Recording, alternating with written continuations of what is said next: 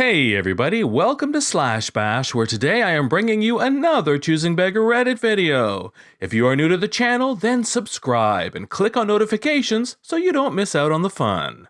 In our first story, a Choosing Beggar sister wants free trips, free rides, but takes it one step too far when she wants dog care while she's still at home. Let's jump right in. So my older sister has been living with us for 3 months.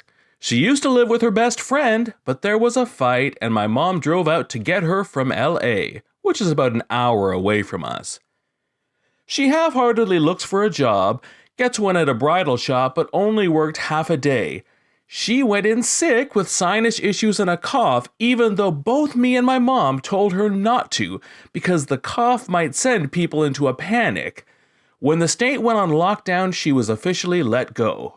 She came to us with her dog River, who is a sweetheart. Entitled sister got a friend to buy her a plane ticket to go see them. When she asked for a ride to the airport right away, I said no.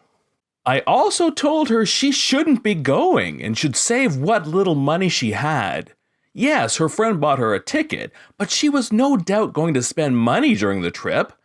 I forgot what a manipulative leech she can be because she said her friend was paying for everything during the trip. This was before the lockdown, so an airport shuttle was still an option. Jump to yesterday when she asks me how much money it will take to drive her. I flatly tell her I don't want to take you. She snottily replies, "That isn't what I asked you. I asked how much would I have to pay you to take me." As if turning it from a favor to a job would change my mind. I tell her $500, hoping to get my point across. For some reason, she thinks I'm being serious and tells her friend, who she is on the phone with, that I'm being a bratty little extortionist. I stand my ground until she says she was kidding. Yeah, right. I have listened to at least 2 phone fights she has had with friends because her kidding around sounds dead serious. Not that any of this ended up mattering. My mom told her that if she insisted on traveling at this time, then when she came back, she would have to find somewhere to self-quarantine herself. She later complained to me how unreasonable our mother was being. Today she was taking a nap at 11 in the morning, and when she woke up, I let her know River needed to go out. So take him out. No, he is your dog. So you heard him whining and didn't do anything about it? Okay, next time I will wake you up. She tries to go back to sleep, but River's whining gets to her. As she is putting on her shoes, she tells me I'm being a bit of a witch. Now this made me angry, which doesn't happen often.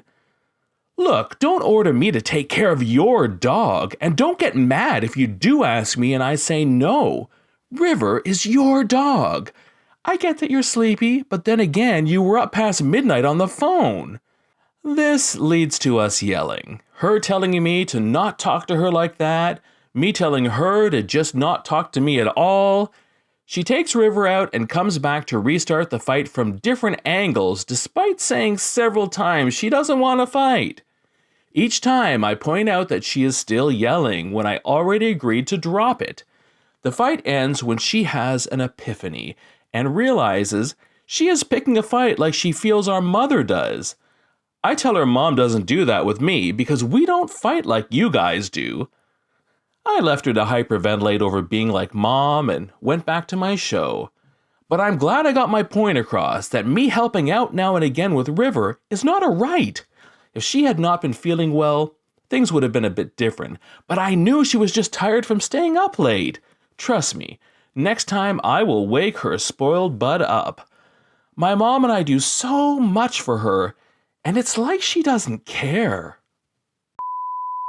Story 2 shows us a choosing beggar at McDonald's who just doesn't seem to understand that some things have changed since the COVID-19 virus arrived.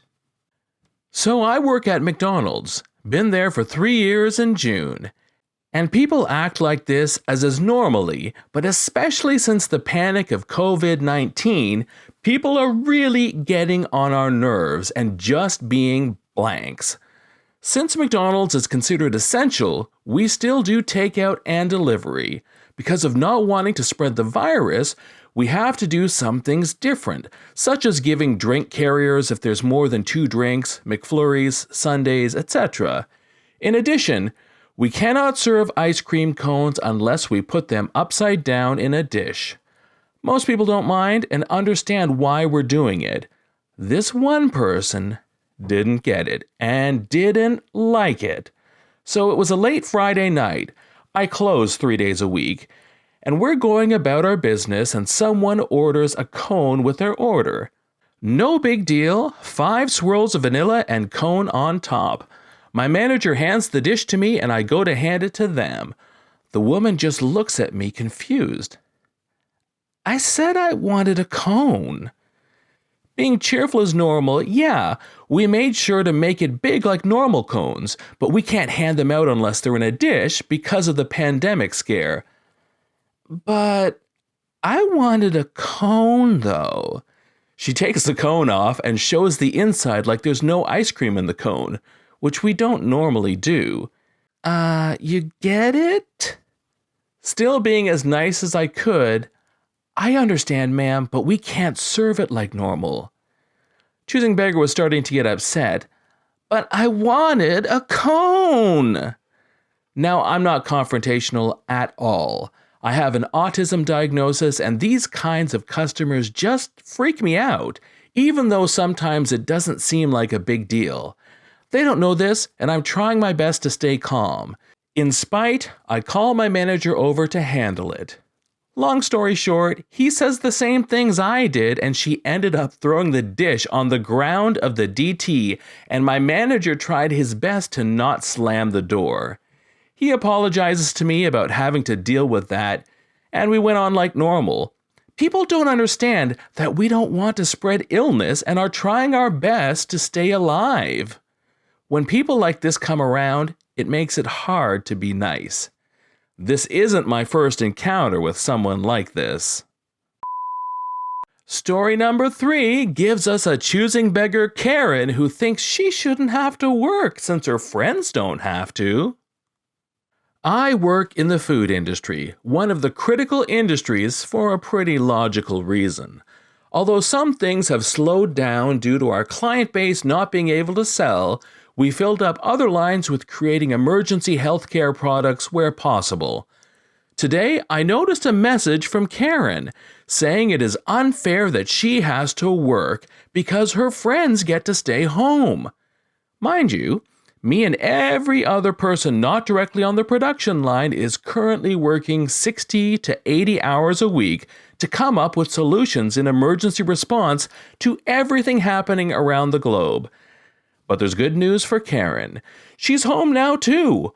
All production employees are paid for the time that they are not able to work due to the restrictions with maximum people on site. 50% of paid time off without giving in on their normal holidays. Karen said that our food production should be shut down because it's not important or life-sustaining. And we don't care about her because she has to work while her friends get to be unemployed at home. Good news for Karen. She's home now too. Her attitude was so toxic, so she can now enjoy her unpaid time at home while her ex-colleagues are doing their best to keep people fed in these hectic times. Guess she was right. We don't care about her. How could anyone? In today's final story, we learn that being an ICU nurse on the front lines fighting against COVID-19 gives you no protection against choosing beggars. Please stay home if you can. As an ICU nurse, I am really concerned with how many patients are coming. Healthy people that can stay home should stay home. For now, we are asking this nicely. Soon, there will be expletives involved. We are about to be exposed. Yeah, it's certainly a tough situation when I don't have a home to stay home in. As an ICU nurse with an income, if you'd like to help me make it possible to stay home, please donate to PayPal me/selfish choosing beggar, and I can offer you tarot reading or palm reading in exchange. Sorry, I can't help you out. Kinda surprised you'd ask a nurse for money. It's like asking a firefighter for spare change when he is putting a fire out. Wow. This has been John from Slash Bash. I'm just sitting here in my bunker surrounded by walls of toilet paper. These days when we're all supposed to be isolated in hermetically sealed boxes, it is easy to feel alone, and I'd love to hear where everyone is. Let me know what country you're in, what you're up to. Are you alone in a cabin in the woods or walking through a huge crowd in a hazmat suit? Anyway, thanks for watching. If you've enjoyed the video, you know the drill. Subscribe, like, share, and we'll see you in the next one.